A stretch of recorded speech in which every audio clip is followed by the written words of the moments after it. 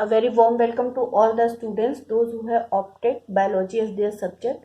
Myself Shivani from St. Xavier's High School, Sidhuapar, Badhalganj. Today we are going to discuss chapter 3, Plant Kingdom. First of all, I will read NCERT and then we will discuss the points given in NCERT one by one. In the previous chapter, we looked at the broad classification of living organisms under the system proposed by Whittaker 1969, wherein he suggested the 5 kingdom classification, which is Monera, Protista, Fungi, Animalia and Plantae.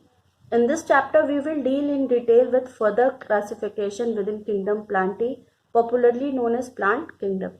So we know various systems of classification given by various scientists. First of all, it was 2 kingdom classification, then it became 3 kingdom, then 4 kingdom.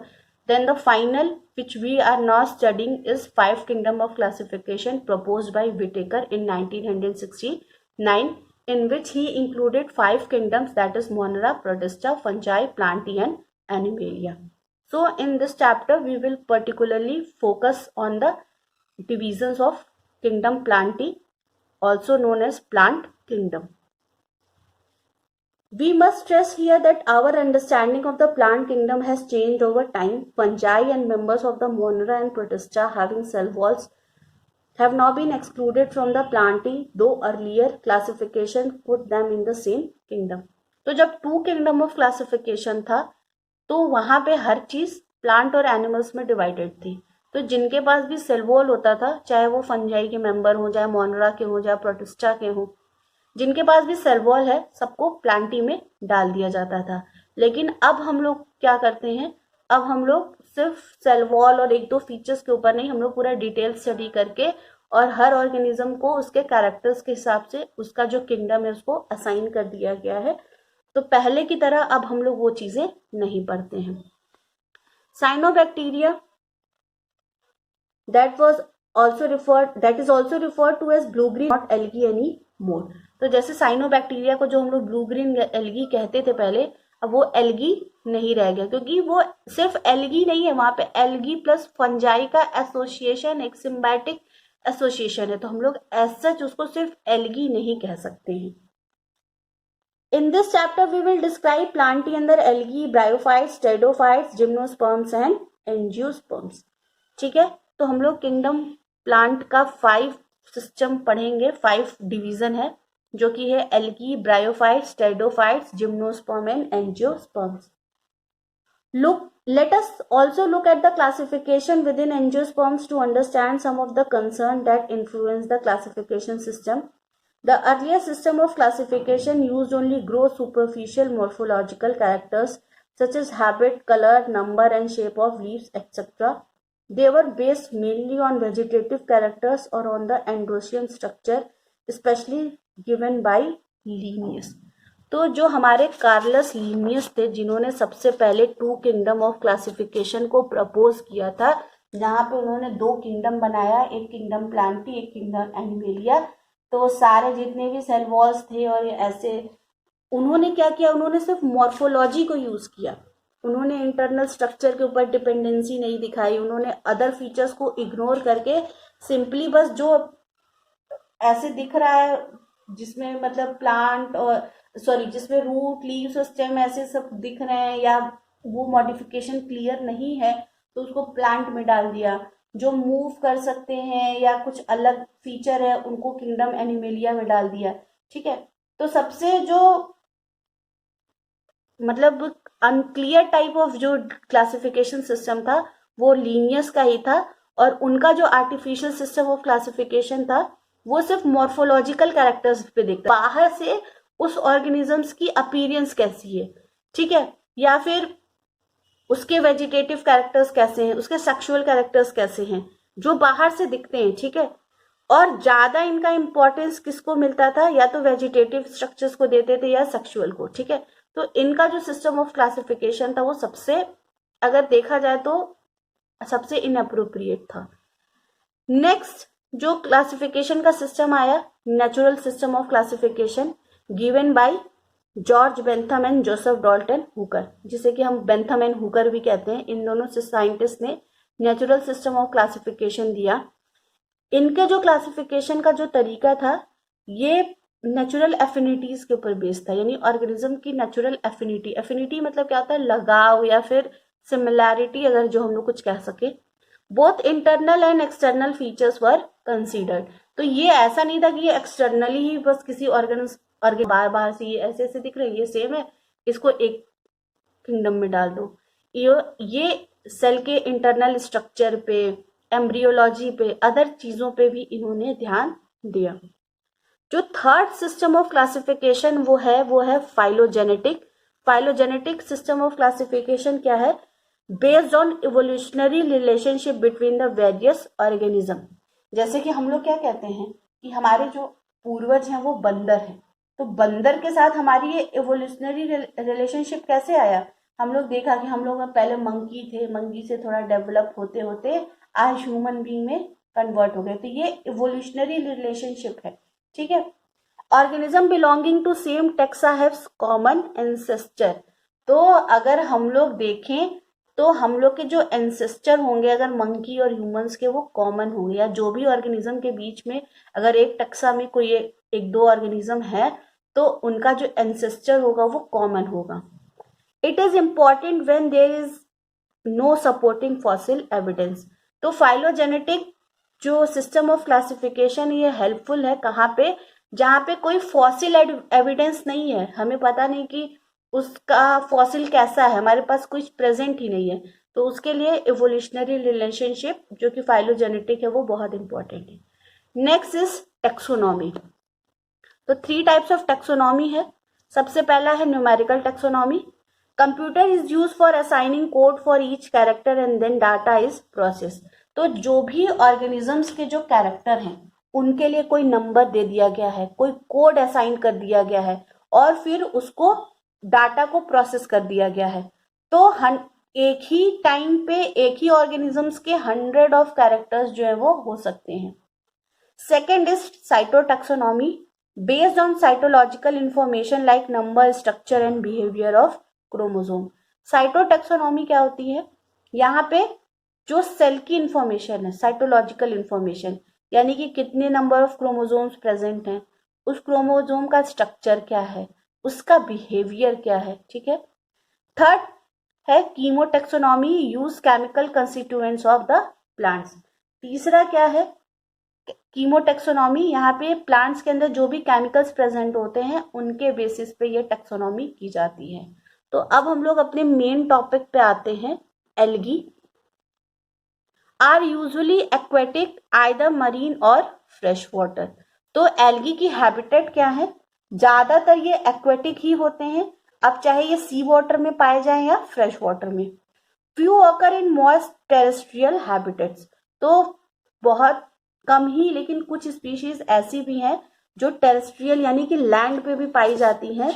तो land पे ये कहाँ पे हमें मिल जाएंगी, जैसे कि जहाँ पे मॉइस्ट होगा, यानी कि जहाँ पे हल्का सा मॉइस्चर होगा, चाहे वो स्टोन्स के आसपास हो, सॉयल्स में हो, वुड में हो, जहाँ भी मॉइस्चर होगा वहां पे आपको एल्गी जो है वो दिख जाएगी ग्रो करते हुए। Plant body is thalloid, that is no differentiation into root, stem and leaves. Thallus like structure होता है, थैलस मतलब कि झोला जैसे दिखता है, यानी कि जैसे हम लोग प्लांट्स का एक क्लासिफिकेशन करते हैं कि अगर कोई ट्रू प्लांट है तो उसके रूट्स होने चाहिए, उसके स्टेम होना चाहिए, उसका लीव्स होना चाहिए। यहाँ पे ट्रू प्लांट वाली बात नहीं होती है, क्योंकि प्लांट बॉडी क्या है, थैलॉइड है, कोई भी डिफरेंशिएशन नहीं है रूट, स्टेम और लीव्स में। क्लोरोफिल बियरिंग, एल्गी के पास पिगमेंट होता है क्लोरोफिल, जैसा कि हमारे प्लांट्स के पास होता है। तो जिनके पास भी क्लोरोफिल रहेगा उन्हें हम सिंपली क्या टर्म देते हैं, ऑटोट्रॉफिक। तो एल्गी का सिंपल है, बहुत ज्यादा कॉम्प्लेक्स ऑर्गेनिज्म ये नहीं है। तो ऑटोट्रॉफिक मोड ऑफ न्यूट्रिशन है, तो ऑटोट्रॉफिक मोड ऑफ न्यूट्रिशन है यानी कि ये सनलाइट को यूज करके अपने लिए जो फूड है वो खुद तैयार करेगा। Have symbiotic association with fungi, lichens and animal sloth bear. तो जो एल्गी है इसका जो फंगस के साथ जो सिम्बायोटिक एसोसिएशन होता है उसे हम लाइकेंस कहते हैं, ठीक है।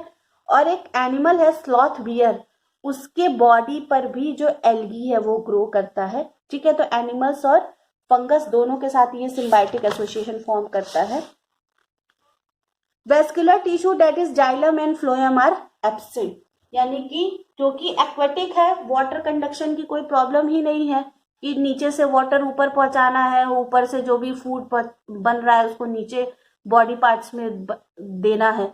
तो इसीलिए जो इसके वेस्कुलर टिश्यू होते हैं जाइलम एंड फ्लोएम, जाइलम का काम क्या है, ट्रांसपोर्ट करना, और फ्लोएम का काम है शुगर एंड मिनरल्स जो अदर होते हैं उनको ट्रांसपोर्टेशन करने की इसको कोई जरूरत नहीं है, इसीलिए ये टिश्यू जो इसके अंदर एब्सेंट होते हैं। Mechanical tissue is also absent. It reproduces bye vegetative, asexual and sexual mode, यानी कि रिप्रोडक्शन का मोड जो है वो डिफरेंट है, वेजिटेटिव तरीके से भी करता है, एसेक्सुअल से भी करता है और सेक्सुअल से भी करता है। तो वेजिटेटिव मोड ऑफ रिप्रोडक्शन में क्या करता है, ये फ्रेगमेंटेशन यूज करता है। फ्रेगमेंटेशन यानी कि एक ऑर्गेनिज्म रहेगा, उसकी बॉडी का कोई भी पार्ट टूट जाएगा, जो पार्ट ब्रेक डाउन होगा उसी से एक न्यू इंडिविजुअल जो है वो क्रिएट हो जाएगा। इसका एग्जाम्पल क्या होगा, spirogyra. Second is asexual mode of reproduction, यहाँ पे ये स्पोर फॉर्म करते हैं जिनको कि हम लोग जू स्पोर्स कहते हैं, ठीक है, और ये स्पोर से न्यू इंडिविजुअल्स जो है वो बन जाते हैं। तीसरा है सेक्सुअल मोड ऑफ रिप्रोडक्शन, यानी कि ये सेक्सुअल मोड ऑफ रिप्रोडक्शन से भी रिप्रोड्यूस करते हैं। तो ये क्या करेंगे, यहाँ पे मेल एंड फीमेल गैमेट्स का होता है, तो जो मेल होते हैं वो अपना जो गैमेट्स होता है उसको वाटर में रिलीज करते हैं और वो वाटर से ही ट्रैवल होके फीमेल तक जाता है और वहां पे जो मेल एंड फीमेल गैमेट्स का फ्यूजन होके एक न्यू इंडिविजुअल फॉर्म हो जाता है। तो ये जो गैमेट्स हैं ये 3 तरह के गैमेट्स होते हैं, ठीक है।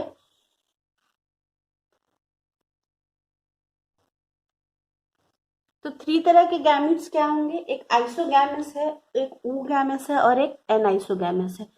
आइसोगैमस मतलब आइसो मीन्स क्या होता है, सेम।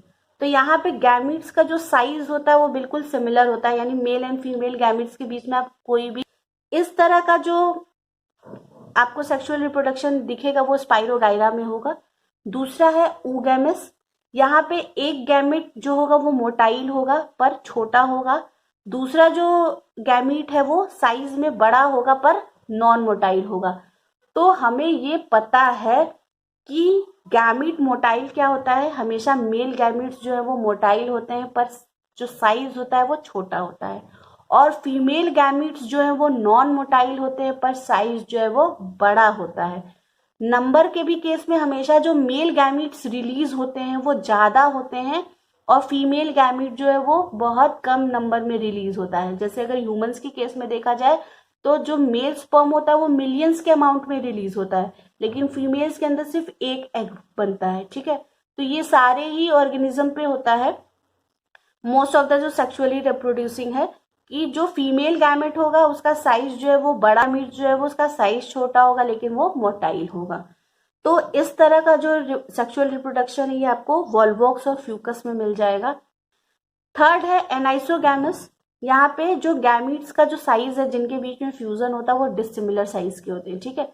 एक कोई बड़ा होगा एक कोई छोटा होगा या दोनों ही कुछ अलग साइज के होंगे। ये जो सेक्सुअल मोड ऑफ रिप्रोडक्शन है ये आपको मिलेगा क्लेमाइडोमोनास में। The last topic that will be discussed bye me for today will be economic importance of algae. जो मेन एल्गी का जो क्लासिफिकेशन है, जो एल्गी के अलग अलग क्लोरोफाइसी है, रेडोफाइसी है, ये हम लोग नेक्स्ट वीडियो में डिस्कस करेंगे। सबसे पहला इकोनॉमिक इंपॉर्टेंस क्या है, photosynthesis. Nearly 50% of total carbon dioxide fixation of the world is carried out by algae. Photosynthesis releases O2 in the immediate aquatic environment. It is essential for respiration of aquatic life. यानी कि पूरे दुनिया में जो carbon dioxide release होता है उसका 50% अकेले फिक्सेशन जो है वो एल्गीज करते हैं। तो ये जरूरी भी क्यों है, क्योंकि हमें जो भी वाटर के अंदर जो भी एक्वाटिक लाइफ वाले ऑर्गेनिज्म हैं हमें उनको भी ऑक्सीजन देना है और वो डिपेंड किसके ऊपर करते हैं, डिजोल्व ऑक्सीजन के ऊपर। इसीलिए ये इसका जो फोटोसिंथेसिस करना जो है वो बहुत जरूरी है। Second is food. Some 70 species of marine algae are used as food, example Porphyra, Laminaria, Sargassum and Ulva, ठीक है। अल्वा या उल्वा आप जो भी इसको प्रोनाउंस करना चाहें।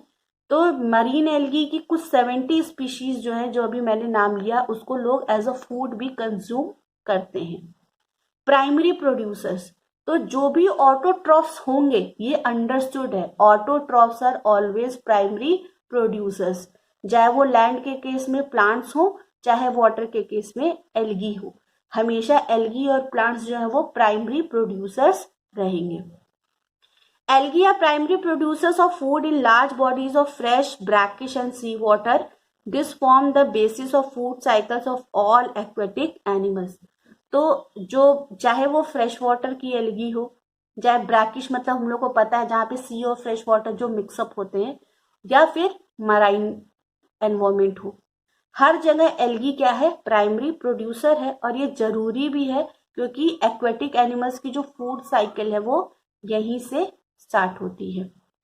Then is food supplement, chlorella green alga and spirulina blue green alga are rich in proteins. They can be used as food supplements even by space travelers. तो चाहे क्लोरेला हो जो कि ग्रीन एक एल्गा है, या स्पिरुलिना जो कि ब्लू ग्रीन एल्गा है, इन दोनों के अंदर प्रोटीन कंटेंट बहुत हाई होता है। तो जो लोग ज्यादातर स्पेस में जाते हैं वो लोग ये जो एल्गा होते हैं एज अ फूड सप्लीमेंट इनको दिया जाता है। Sewage disposal, Chlamydomonas, Chlorella, Scenedesmus are algae of oxidation tanks which provide aerobic conditions for disposal of sewage by decomposer organisms. तो हम लोग को पता है कि एरोबिक बैक्टीरियाज होती हैं, तो एरोबिक बैक्टीरिया का काम क्या होता है सीवेज के अंदर, ऑक्सीजन प्रोवाइड करना, ठीक है, ताकि ऑक्सीजन के प्रेजेंस में इनका ब्रेक डाउन हो सके, ठीक है।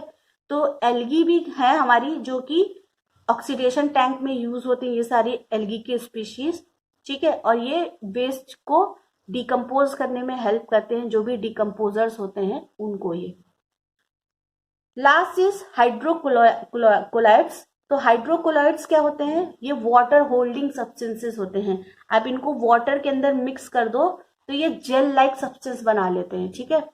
तो ये जेल लाइक सब्सटेंसेस का अलग अलग पर्पज में यूज किया जाता है, जैसे agar from Gelidium and Gracilaria is use as culture medium, canning of fish and meat, sizing of textiles and papers.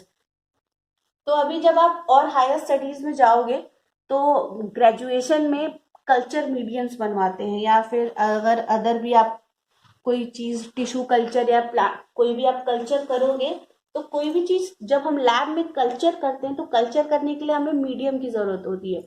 और मीडियम जो है दो तरीके के होते हैं, जैसे सॉलिड मीडियम भी होता है, लिक्विड मीडियम भी होता है। तो अगर हमें कोई सॉलिड मीडियम चाहिए होगा किसी ऑर्गेनिज्म को ग्रो करने के लिए, तो उसमें हम अगार डालते हैं, ठीक है। अगार जो है वो मीडियम को क्या करता है, कल्चर मीडिया में उसको सॉलिडिफाई करने का काम करता है, ठीक है। इसके अलावा ये फिश और मीट की केनिंग में भी, यानी कि फिश और मीट को केन करने में, स्टोर करने में भी हेल्प किया जाता है और हेल्प करता है। और टेक्सटाइल्स एंड पेपर इंडस्ट्री में भी इसका यूज होता है। Algin from Laminaria, Fucus and Sargassum is used as stabilizing emulsions, shaving creams, shampoos, ice creams and jellies. तो एल्गीन एक केमिकल होता है जो कि ये सारी एल्गी स्पीशीज रिलीज करती हैं, चाहे वो लेमिनेरिया हो, फ्यूकस हो या सरगैसम, और ये स्टेबलाइजिंग इमल्शंस की तरह यूज होते हैं। यानी कि आपने इमल्सिफाइंग एजेंट्स पढ़ा होगा, तो ये जो हमारा शेविंग क्रीम आपको दिखता होगा बिल्कुल फोम लाइक स्ट्रक्चर, या शैम्पूज का, या आइसक्रीम्स और जेली आपने देखते होंगे कि एक क्या होता है, सॉलिड एंड लिक्विड का मिक्सचर होता है, लेकिन सॉलिड कंटेंट जो है वो उसमें ज्यादा होता है और लिक्विड कंटेंट जो है वो बहुत कम होता है, ठीक है। इसके अलावा ये flame proof plastics, security glass and artificial fibres में भी यूज होता है। Carrageenan from Chondrus is emulsifier and cleansing agent. तो ये पिगमेंट्स जो है वो अलग अलग एल्गी के द्वारा रिलीज किए जाते हैं और इनका हम लोग ये सब यूज भी बहुत पर्पस में करते हैं। तो this was the economic importance of the algae. In the next video, we will discuss the 3 classes of algae, that is chlorophyceae, phaeophyceae and rhodophyceae, and the upcoming topics that are bryophytes, and whatever the time limit will be, we will be discussing in the next video. So thanks for watching the video. If you are having any kind of doubt in the video, kindly ask me in the group.